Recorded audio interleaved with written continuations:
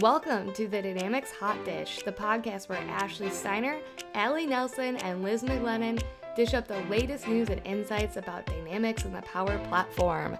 Join us to explore business applications and low-code development with tips, tricks, and real-world experiences. So grab a seat at the table and let's dig in. Hi, everyone. Thanks for joining us this week. We have a great episode of Dynamics Hot Dish for you. We are really excited to have Aaron back with us today. He's the Chief Content Officer for Dynamics Communities, and we have a whole lot of questions for him about the upcoming summit in North America that's coming from Charlotte this fall. Yeah, that's right. I'm excited to be here. Yeah. Thanks for being here, Aaron. So while we kick it off here, if you could just tell us a little bit about yourself. What's your role? What do you do for Dynamic Communities? Yeah, so had a varied background, if you will, of many different industries I've worked in and been on the user side of the house with Microsoft Business Applications and the partner side of the house for a few years, but been in the business technology space for 20 plus years. Plus is kind of generous here, but also Microsoft MVP in the business application space. I've been MVPs for, I think, since 2019. Losing track of these things nowadays. But yes, she's Chief Content Officer for Dynamics Communities and our upcoming Community Summit, which we'll dive into in just a moment. Also for a sister organization, Acceleration Economy. So accelerationeconomy.com, so we can go learn more about that. And then dynamicscommunities.com is the other side. So yeah, excited to be here. Awesome. We're so excited to have you and talk about Summit. I know that I myself have been going to every Summit since 2012. So I'm always awesome. super excited and intrigued to hear like what's coming up in the next one. And I know, Allie, this will be your second this year, right? Your second Summit? Yeah. Second Summit. Yeah, I mentioned I was on the user side. I'd been going, I think 2012 was, or my first year Seattle? as well. Yeah, and then I think it was maybe the year or two after I started speaking at that's each awesome. one. So it's been You quite guys are an OGs. exciting ride. Yeah. How much So I always tease around with folks that are attending. Is like we got our newbies and we got our veterans, if you will, that have been there. So I think we can safely say that we're in the veteran camp on that.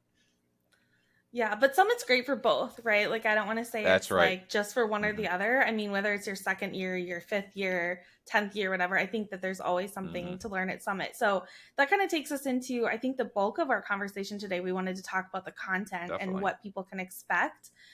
So what was the focus for DCI? Is that okay if I call it DCI? For DCI when selecting the content this year?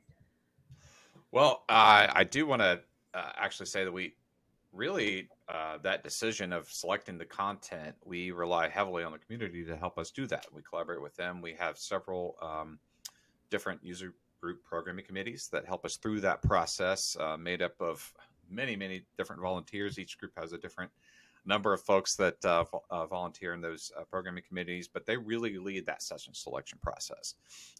We just collaborate with them on, how many sessions we're looking for based on the venue or based on time slot availability, things like that. And then they use their expertise to help come up with the sessions that are selected for each of the summits. And this has been going on this way for as long as I can remember, maybe 2012, I guess, getting involved with the Community Summit that the community has always had a hand in selecting those sessions. And really that speaks to the undercurrent of what we've always promoted is that for user by user environment and community. How do you select your committee members to select that content? A lot of times those are folks that have been, quite a few of them have been doing it for quite a few years, and they just love doing that, just giving of their time and their expertise to really help select that. And then there's new voices or new hands raised, if you will, that come in and say, hey, I'd love to help. How can I help? I love the energy, excitement, and what I've learned at prior summits, and just want to see if I can help in any way to shape the next summit. So we do try to, be open to quite a few folks. Obviously, we we'd love to take everybody. We can't quite do that, but to come in and help. But so we got to keep the groups small, as the old cliche goes. Too many cooks in the kitchen, and then get the bad dish coming out. Speaking of hot dish here, we don't have a bad hot dish coming out. So awesome. we want to keep that group as focused as possible. But again, we're totally open to new voices coming in and really sharing their ideas and expertise in that. So if someone was interested in getting involved, would they reach out to you? Is there an email or a person at DCI definitely. they can reach out to? Yeah, definitely. They can reach out to me, email aaron.back@dynamiccommunities.com. Find me on LinkedIn. I'm out there too. So DM me, connect with me. Totally glad to chat with folks. Awesome. Yeah. Love it. Well, since you're talking about the topics for selection and your selection committee, have you been noticing any trends this year in terms of topics or certain applications that the committee is selecting or trying to focus on? Yeah, I'll say this, that just to take a step back, we received quite the number. I think we were close to 1,400 submissions that came in this year, by the way, that they had to sift through. Wow.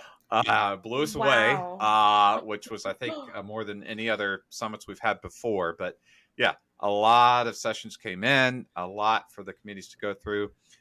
Something that jumped out to me right away when I was looking at some of the initial, as the sessions were starting to flow in, was that, no surprise here, artificial intelligence is really on top of mind for everybody. So we're seeing a lot of, we saw quite a few submissions there. Actually, the public agenda is out, and we've got a track filter out there for artificial intelligence, and you'll see a few sessions out there already listed there.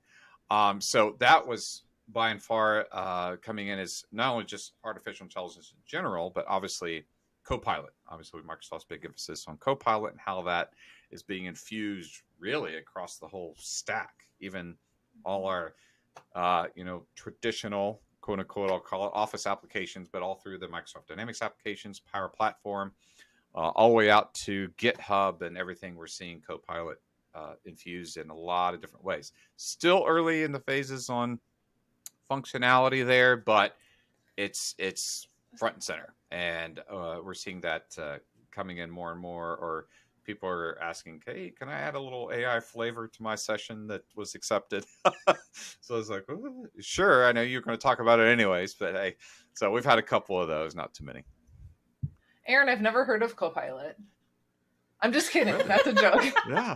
I was going to say it's to get the marketing folks over at Microsoft, like, wait a minute, you're serious? Nobody's heard of it? No, that's good. It's like the buzzword. It's like I know. What was the one a few years ago? There was like data transformation or something, or or digital transformation, probably. Yeah, digital transformation. Thank you. Yeah, yep. I feel like Copilot's like the new buzzword, and it's not really available, is it? Like it's Microsoft's talking about it, like it's everywhere, but you can't really use it yet. Yeah. So. Well, yeah. It's so I was at the summit, or I'm sorry, excuse me, the Directions NA conference, a few weeks back, and I got the chance to interview somebody on site there from Microsoft, and we were talking about Copilot in the context of Business Central, and they were talking about before they talked about that, they mentioned that the reason why they chose the word Copilot because they wanted AI to be a true assistant or augment people, but it's really a co-pilot to people, with humans always being the pilot, quote unquote, here. So that was the emphasis at the first part of that interview, and so it was interesting to hear that that's the word they landed on. But yeah, you can't turn anywhere without seeing that word somewhere across the learning sites, their their main websites for all the different business applications. It's all over the place. Yeah, it's funny. It's even places like not in the technology world. We're going down a total AI tangent, but I saw this ad on LinkedIn, or a post on LinkedIn, where somebody was like, "Oh, Copilot or AI can't build, can't finish this building." Like saying construction jobs will always be there for people. I saw that. And so I just think it's funny, like people are now trying to justify, like, "Oh no, but people will always have to do jobs regardless of AI. There's always got to be a human touch." I just think it's funny how it's being out there and integrated into all these different industries. I thought that post was pretty funny. Yeah. So Aaron, how are you limiting the amount of AI or Copilot sessions out there? Do you guys like have certain numbers of certain categories that you try to aim for? Not for certain categories per se. We've got on average, I'll put it this way, that we're going to have over 500 sessions this year, probably closer to 550 or so, because we also have Wow. academy sessions that'll be running, pre-conference academy sessions that are either multi-day, single day, half day type of mix there. So yeah, a lot of sessions, many of them are already out on the public agenda for folks to check out. But yeah, we try to have a good blend because, as you're probably keenly aware, and a lot of the listeners here, is that Microsoft has been blurring the lines between all these business applications. So you really can't, talk about one without talking about another sometimes. Say Power BI with Dynamics GP, or Power Apps with Business Central, or CRM.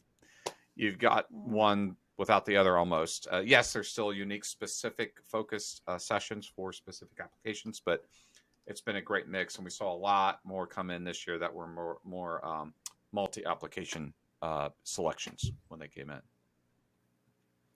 I could see that, especially with CE technically being a Power App, right? Yeah. Like it's so hard to distinguish. Yeah, first party the app. CE, the first party app from the Power App from the Power Platform. It's so hard to distinguish between that. So I could understand that.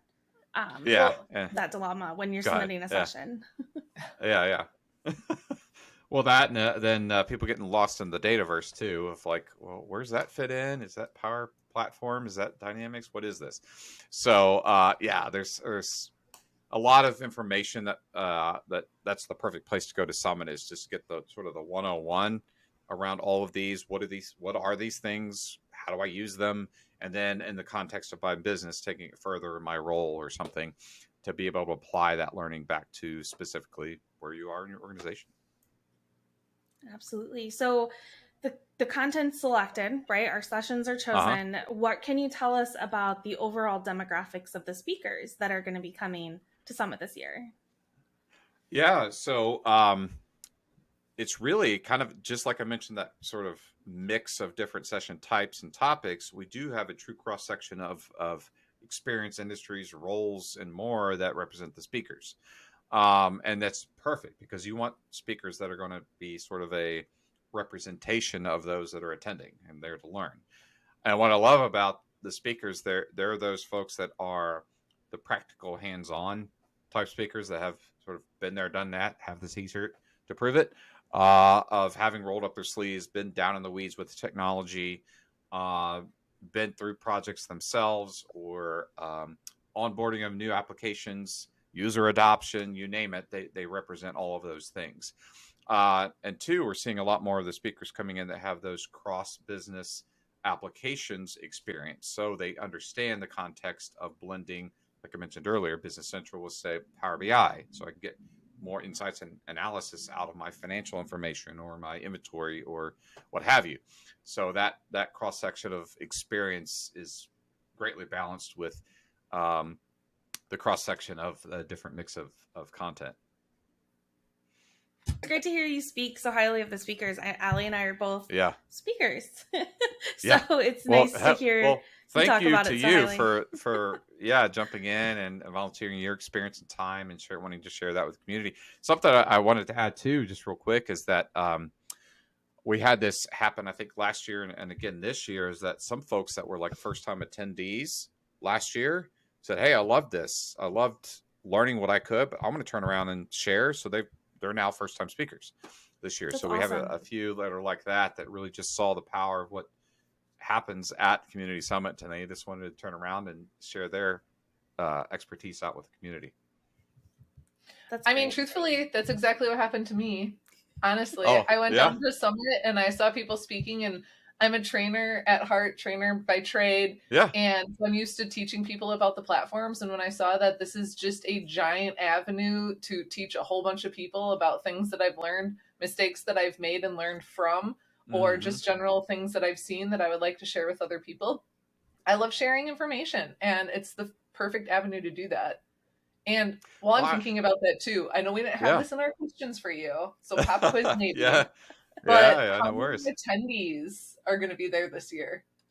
Oh gosh, we're still. Well, I will state this: We are actually pacing at pre-pandemic levels and outpacing That's last year awesome. too. So, Wow. we're like Summit is sort of back, if you will, after coming out of that, you know, all this horrific time in across the globe impacted people personally, businesses, and everything.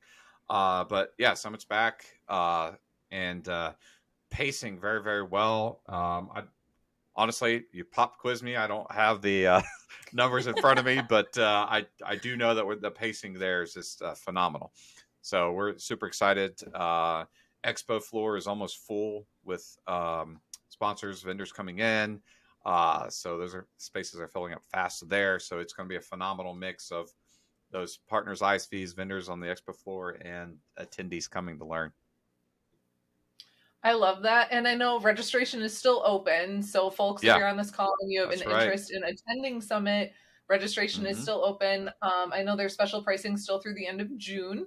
That's correct. And then, of course, you can register as long as registration is still open. It sounds like people are registering very quickly. So, hopefully, it doesn't sell out. They But are. It's yeah, very quickly. And then two, speaking of the registration, there is a yeah. You mentioned the special going on, and there we had a few specials, but take advantage of it now before any of the price increases going on as we advance. But something that you could do that we've introduced this year that's kind of new is you can also tack on a Dynamics Communities membership as well to the site, and that could be like a corporate membership for your entire company to add on to your advanced registration. So check that out. Got quite a few options, plus something new, which I'll touch on in just a moment, that you can add on there. So we're excited about because I know I think we want to dive into some new stuff. Maybe, I don't know. Yeah. Well, and I'll also Yeah. add, when you register, we do have a code for our listeners. It's Summit Hot Awesome. Dish. So that'll give you a little bit more incentive, especially if you missed the early bird rate or if you can't commit by the end of June. It does offer you just a little bit. So as a thank you to our listeners, Summit has been awesome, DCI, working with you guys to offer that to our listeners. Yeah. Well, thank you so much for sharing that. And yeah, hopefully people listen, sign up, use the code. And I'd love to see you there because I'll be there, of course. Yeah. So let's go ahead and dive into that new. I know we're kind of maybe jumping a little bit ahead in our pre-planned agenda, but you kind of put it out there, and now I have to. I'm biting at what you put out there. So what's new and different this year? Reel it in. Yeah, I've just been excited about the new stuff that's going on. Each year, really, what it is we've just been listening to what's going on from people out in the community, or seeing obviously what's happening in different markets with different applications, like we touched on with AI. Big focus from Microsoft with Copilot. So we're excited to have an AI Summit pre-conference day that's happening on Monday, October 16. That's available on the summitna.com website to check out. Just go up there and you can see full details about the day, even register just for that day only, or you can add it as like a tack on to the registration when you're in the main registration area. So feel free to check it out. We're going to have a full day focused on in-depth learning, workshops, sessions, demos, in and around not just Copilot, but the broader context of AI in conjunction with the various business applications. So we'll be kicking things off probably with a panel discussion, defining what's AI and what it isn't, what it is, what it isn't, understanding the cybersecurity implications here, because there's a lot of that, especially if you're in a highly regulated or compliance driven industry or even geography. Got to consider that nowadays. And also AI is being used as a defensive and sort of proactive weapon in security nowadays. Also, we're going to have some lunch workshops, afternoon sessions, and more. So we'll be sharing more and more details as we start getting closer. A couple other things I'm excited about is the opening welcome reception, which is always a big hit for all the attendees. But this year it's going to be happening in the expo hall. We're going to have food and drink stations scattered about. Also live music from a local artist called Melon Belly. So I'm excited to have that really kicking off with a big bang. And then a couple other things. We're going to have what would event in Charlotte be without NASCAR being involved in some way, but we're going to have a NASCAR reception on Wednesday, October 18. There's going to be some like competitive racing simulators there, so bring your competitive game, and then also you can sample some local Charlotte moonshine if that tickles your fancy to take that. I know I'm going to be trying some of that. I don't know what the flavors Aaron, I are, but have hey, an important I'm game. question. Yeah. Can I drink moonshine and drive a NASCAR? Well, hey, I haven't had that question yet, but we'll see. I don't think you'll be pulled over for anything or tickets. So I think you're all good. Maybe you'll set the bar pretty high, having had a few of that, and then you'll be the one to beat. Maybe that's the way it'll come out. Perfect. All right, great. On there, yeah. And then lastly, we've had a Women in Tech focus at Summits on our Legends stage and past a couple of summits here and before. This year, though, we're having two segments. One still focused specifically on women in technology, but on Thursday, October 19th, we're going to have a diversity, equity, and inclusion (DEI) segment. That'll be happening. So we understand the importance of this topic and the impact it has on everyone, and so we want to make sure we have a dedicated day for that. So those are just some highlights of some of the new stuff. That's awesome. I first, I just want to say thank you for moving the welcome reception inside. Last year in Florida, it was very, very hot. And I think I lasted about 10 minutes before I was like, I got to get back in the AC. So don't think North Carolina will be as hot, but thank you for moving that back. That's another thing we listened. People were like, well, they love the outdoor aspect because it was a nice day, but yes, you're right. It got a little bit humid out there and had to move somewhere a bit cooler. But we had a lot of feedback. People loved it. They're like, hey, we'd love to have it indoors again. So again, listening to the community, that's where we got it focused. And a bonus of the live music too. So that hopefully like I said, get things moving in the right direction. I'm so excited. I was excited before, but just hearing everything that you do for the community and to bring everyone together and just really like celebrate together and give a casual time to talk about your products and stuff too I think that's exceptional. And the Women in Technology was a favorite for me when I went. I thought that was great. There was lots of good tidbits and lots of good camaraderie shared. I think I still have like a hat that says like feminist something on it. I don't know. It was really funny, but I think it was feminism is my favorite F word or something like that. Something like that. Awesome. Something along those lines. Yeah. So is the Women in Tech, I'm so glad you brought that up. So the Women in Tech, and now we have a DEI kind of track. Are those going to be handled in the same way where it's kind of been just like an offshoot panel discussion, or is there going to be more to it this year where it's going to be like dedicated sessions, things like that? No, it'll be still happening on the Legends stage, just like the Women in Tech, just on a different day. So we'll have the Women in Tech on one day, DEI session on the other day. But yeah, so it'll be in that area where we've had that focus. Reason why we call it Legends Stage is because of all the great community legends that represent the different applications. So, but we'll have it there. Actually, it's going to be a bigger space, bigger footprint because we, again, listening to community. A lot of people were like this, sitting there or standing around the walls or trying to listen in from around the outside the walls. So we've made it a bit bigger so we can have more people in there because we realize too the importance of these topics. So we want to make sure we have plenty of space for folks to join in. That's awesome to hear.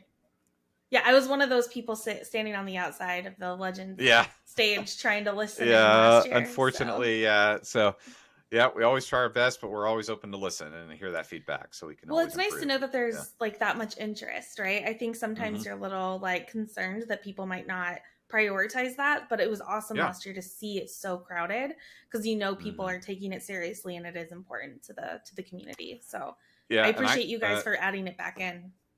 Yeah, and I just on a quick side note, I had some great conversation with folks after the Women in Technology segment last year or last summit, and just words that were phrases that were coming that I were hearing was it was amazing, personal, hit right where they are, and really impactful.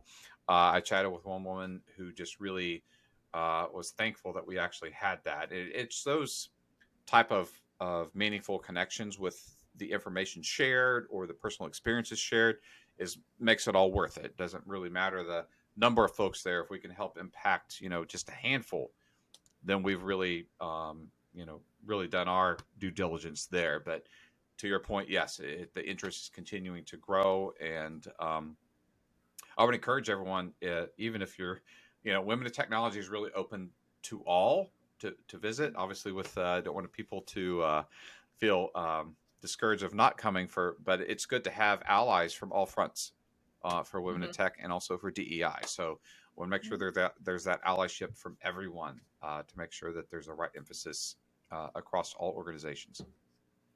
I'm glad you called that out, because that was one question I was going to ask you as a follow-up to, is who do you recommend attending those sessions? But I love it. Everybody's welcome. Everybody should go. That's it's great to hear from different perspectives and what people have been through. So I'm glad that you called that out specifically. That's right. And there you go. What a great segue into our next question. Yeah. Well, we were talking about having the Women in Technology and this new DEI session as well. Are you able to share with us any information about the demographics of the attendees? Like, are they from partners? Are they from end users? Do you have any information around who typically attend Summit?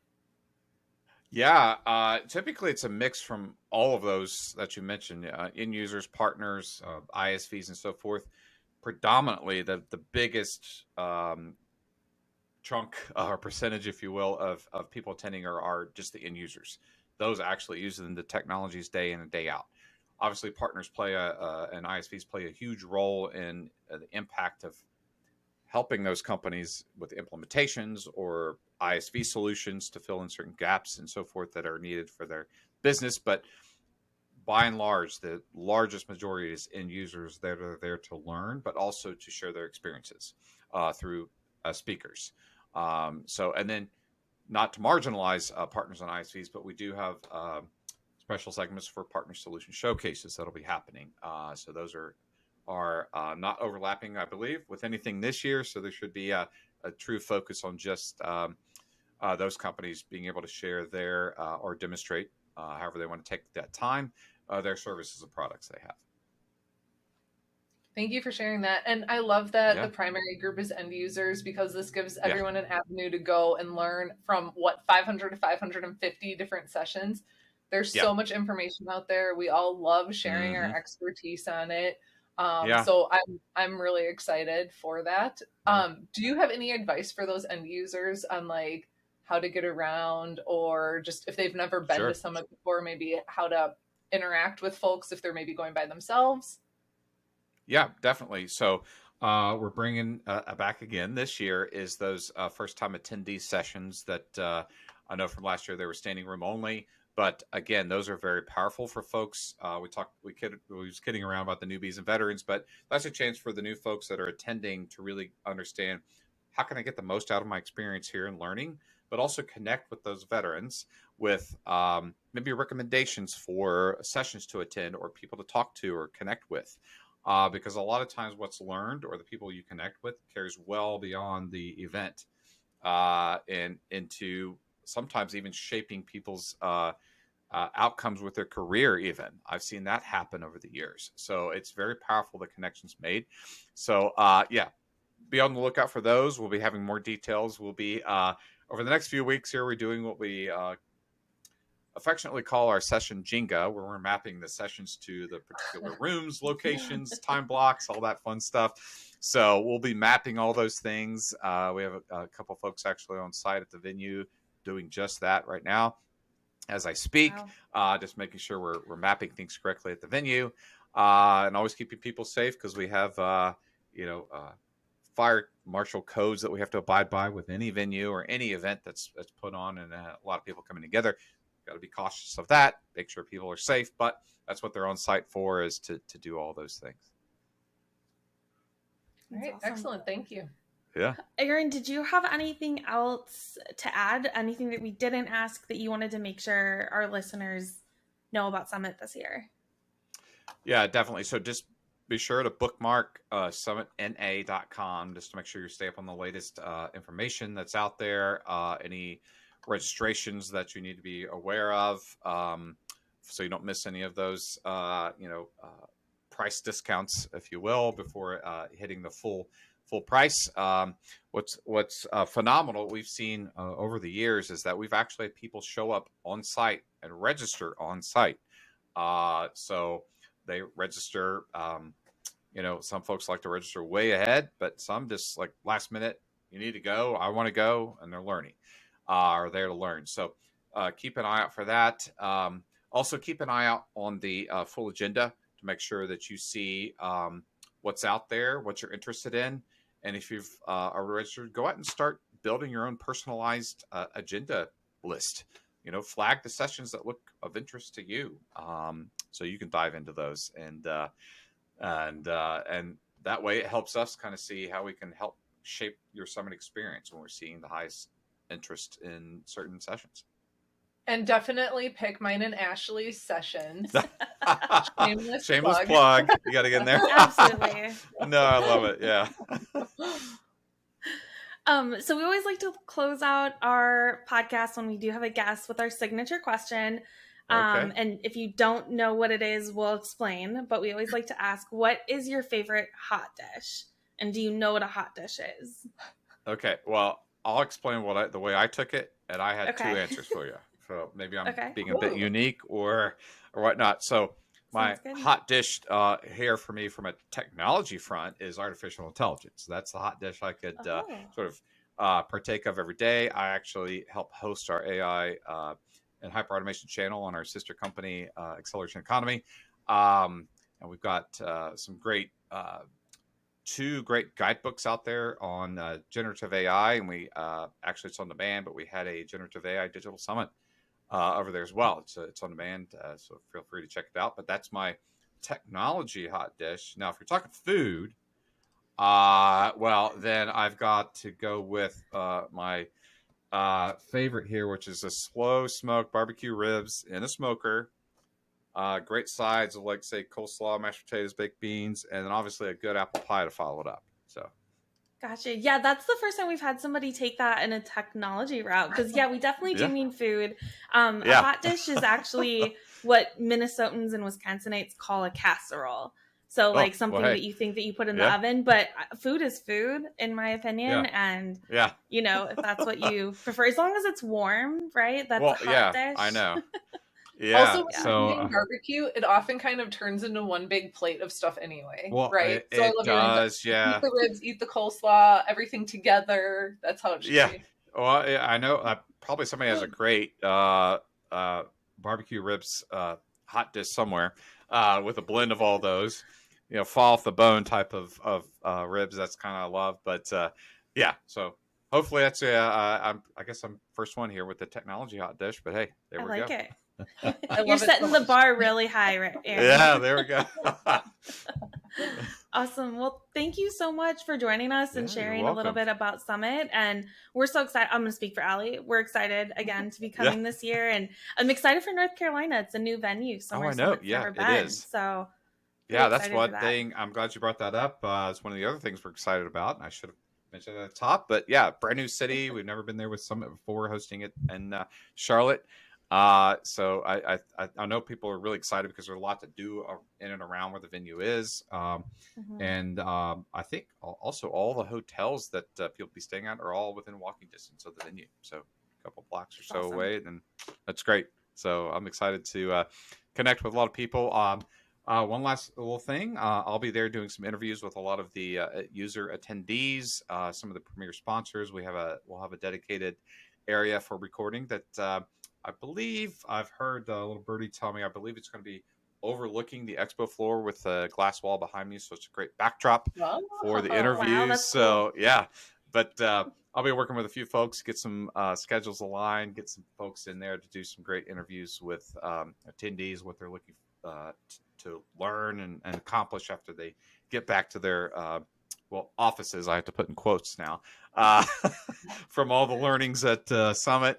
But so it'll be fun chatting with folks and partners, ISVs, but mostly the end users that are there to really learn and get the most out of their investments in Microsoft Business Applications.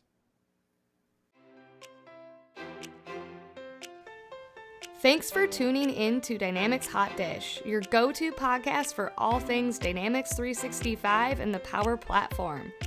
If you found this episode helpful, be sure to subscribe and leave us a review on your favorite podcast platform. And don't forget to follow us on social media for even more insights and updates on the latest trends and best practices in business applications and low-code development. We'll be back soon with another delicious serving of Dynamics and Power Platform goodness. Until then, keep innovating and building great solutions.